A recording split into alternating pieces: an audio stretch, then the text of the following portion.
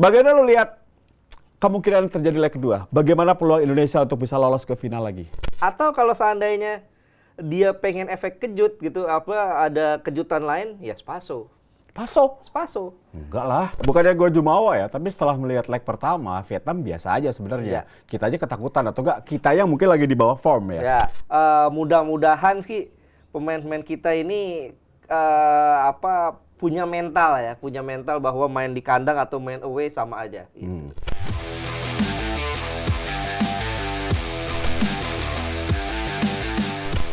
Ya, oke, kita akan membahas bagaimana preview pertandingan leg kedua di mana Indonesia membutuhkan minimal 1 gol di hasil seri ya, kalau bisa menang. Nah, ini dari 6 pertemuan sebelumnya, Ya. Kalau kita lihat bahwa ini 5 pertemuan plus hari ini jadi 6 ya. Betul. Indonesia salah satu menghadapi Vietnam di AFF 2007, kemudian 2-2 di AFF 2014, 2-1 menang di 2016, kemudian di leg kedua kita seri ya, 2-2. Tapi kita lolos ke final meskipun tidak juara.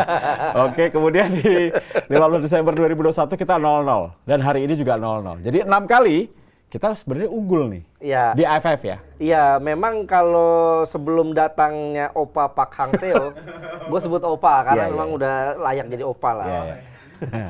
Sebelum datangnya si Opa ini Vietnam itu di bawah kita. Setiap bertemu dengan Indonesia biasanya mereka mengalami kesialan, termasuk terakhir di 2016. Yes. Kita ketemu di semifinal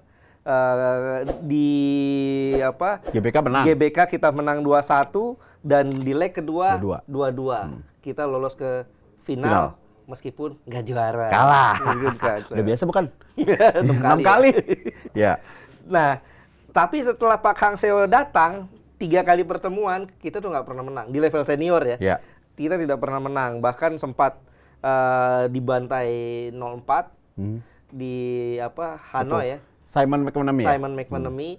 Kemudian kita juga sempat kalah 1-3 di era Sintayong, tapi Sintayong saat itu baru baru pegang tim itu, dan 0-0 di Piala AFF tahun lalu, edisi lalu 2020. Nah, tapi tim ini belum pernah main di Maidin, kecuali Fahrudin ya.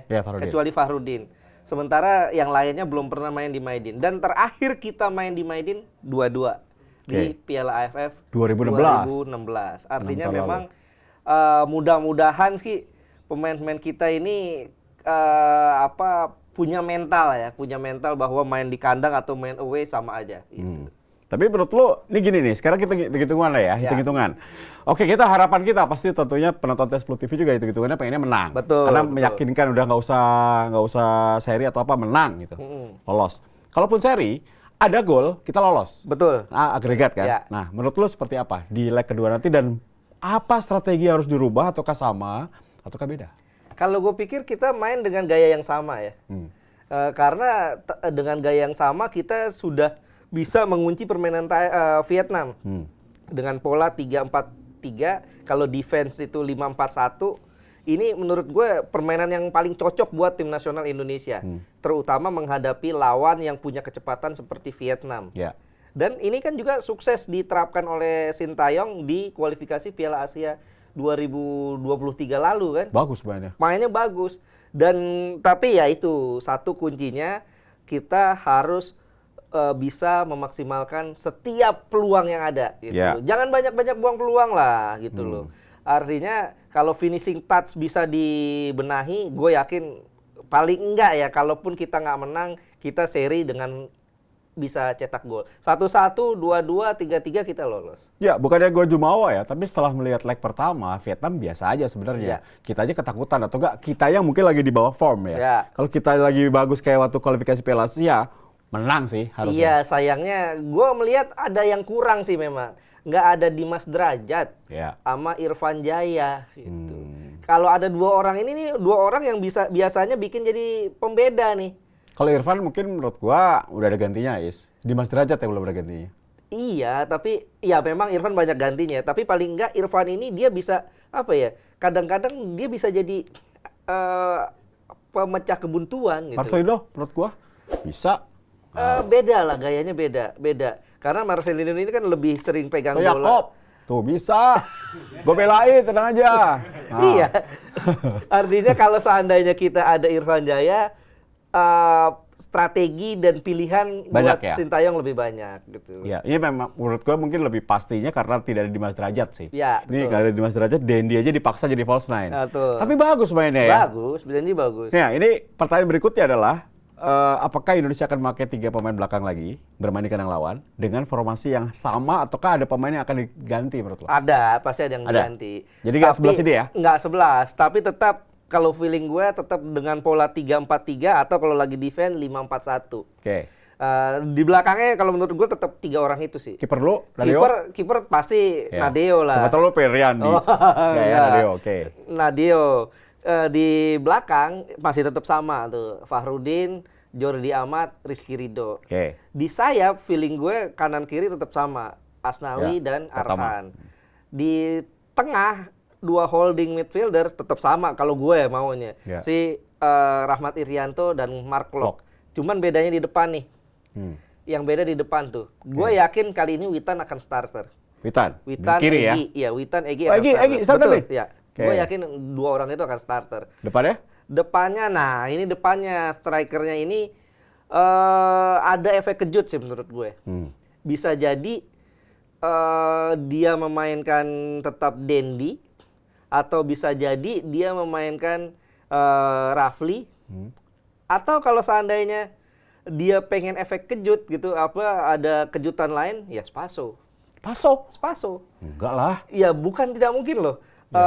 Spaso bisa jadi kalau seandainya dia main starter ataupun dia jadi super sub, bukan tidak mungkin STY akan menerapkan apa yang dilakukan oleh Louis van Gaal di Piala Dunia.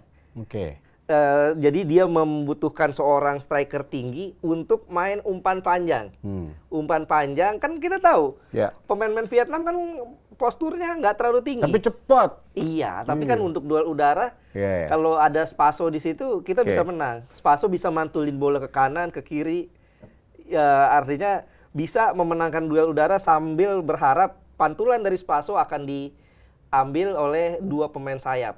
Oke, itu pilihannya lu ya. Kalau gue sedikit berbeda nih, Is. Kalau gue sampai Klok kita sepaham nih. Iya. Nah, Witan oke gue sepaham, Witan dimainkan. Nah, yang di kanan ini gue tetap pengen Yakob Sayuri nih. Ya. Nah, false nine-nya gue sedikit berbeda. Kalau melihat Kandi, Marcelino. Itu ngeri. Jadi sama-sama kecepatan gitu. Dan mereka yang gue sebutkan tadi semuanya bertahannya bagus juga. Iya, gue juga nggak terlalu yakin Spaso jadi starter. Dan Dendi juga enggak kayaknya. Iya, kalau gue lebih cenderung Dendi masih akan jadi Masih Dendi ya? starter. Jadi Marcelino cadangan. Marcelino bisa cadangan atau bisa dimainkan lagi di posisi kiri, tapi kanannya tetap Witan kalau gue. Oke. Jadi Egy tetap kita nggak main ya, nggak inti Ya, ya? kemungkinan bisa jadi ini antara 2 ya, di kiri itu antara Egy atau Marcelino. Marcelino bisa jadi nanti dia jadi super sub. Jadi lu maunya apa? Lu maunya siapa? Kanan tuh siapa? Galau ya gue. Iya lu galau lu. Dikocok Kayak di aja rumah gimana, aja galau. dikocok? Iya. Kanan sampai kanan. Kanan feeling gue kali ini Egy sih. Egy ya? Egy. Gue gak yakin Egy. Karena dia lagi flop banget PNM. Iya, Tapi betul. dia mungkin masuk di babak kedua. Ya semoga aja kita cetak gol lah ya. Iya, Biar kita nggak sambil minum. Biar kita nggak kebobolan terus panik kan. Ini Betul. 1 gol penting guys. Betul. Karena kalau 1-1 kita lolos agregat. Seri dia nangis di midin kan. Semoga ya. Oke, kalau melihat dari lawan ya Is, apakah lo lihat Nguyen ini akan langsung main nih, Nguyen Tuan A nomor 11 tuh sama Hotanta yang biasa di kanan tuh akan Ya. langsung main atau tidak? Atau dia pasti gue yakin banget dia akan berubah nih karena hari ini dia lebih bertahan ya. Betul, kalau feeling gue sih kalau tadi kan di Ya. leg pertama mereka main 1 striker. Ya. Pemain nomor 22 tuh ya. Nguyen Tien Lin ya. Ya. Kemungkinan kalau feeling gue dia akan mainin yang nomor 9 juga Nguyen Van Toan yang, Ya, itu bahaya. yang main di Liga Korea tuh. Tadi dia main menit 90. Betul. Gue feeling gue dia akan main 4-4-2 tuh. Oh, berpasangan sama Tien Lin? Bisa 4-4-2 atau tetap 5-3-2. Oke. Dia main dengan 2 striker atau 3-5-2 ya. Ya. Dengan 2 striker. Terus si Brengsek main gak tuh? Duan Van Hau. Main. Main. Itu inti. Dia public enemy. Lawan Malaysia pada lihat gak? Disekut. Iya. Parah dan gak kartu nih. Wah, Tapi emang ini pemain pinter ya. Menurut gue pinter. Peter acting. Iya. Dia nendang, jatuh. Betul. Itu dia kadang-kadang pemain kita mesti niru kayak gitu. Ya harus ada acting drama-drama sedikit. Betul. Ya kan kita lihat di dunia ya, Zinedine Zidane juga walaupun dia liak-liuknya bagus, skillnya bagus, kadang-kadang dia suka nyikut. Iya. Kadang-kadang suka. Makanya netizen bilang hari ini terlalu polos. Terlalu polos. Dalam satu hal bagus juga sih. Iya. Maksudnya tidak mencederai lawan. Tapi dalam satu hal ketika lawannya kasar dan tricky, kita harus bisa begitu juga. Itu, dan kita harus cari saat yang tepat gitu. Artinya mereka itu dengan melakukan kelicikan itu pressure loh buat kita loh. Artinya kalau kita dikasarin tuh pressure. Kita harus balik mempressure dia. Kayak Rico Ceper tuh kalau main suka injek biji. Kalau nggak pantat, parah Ceper. Serius, itu lu pernah main sama Ceper nggak? Sering. Iseng banget, kalau nggak tangannya masuk ke kolor, sering ditarik. tim sama dia tuh dulu. Parah, tapi itulah cara-cara untuk mengganggu konsentrasi lawan ya. Betul. Gila, itu biji di. Aduh, ngilu. Iya. Oke, bagaimana lu lihat kemungkinan terjadi leg kedua? Bagaimana peluang Indonesia untuk bisa lolos ke final lagi? Kalau feeling gue pertandingan akan lebih berbeda ya, akan berbeda ketimbang leg pertama. Kalau leg kedua kan Vietnam yang lebih banyak tertekan ya, terutama di babak kedua.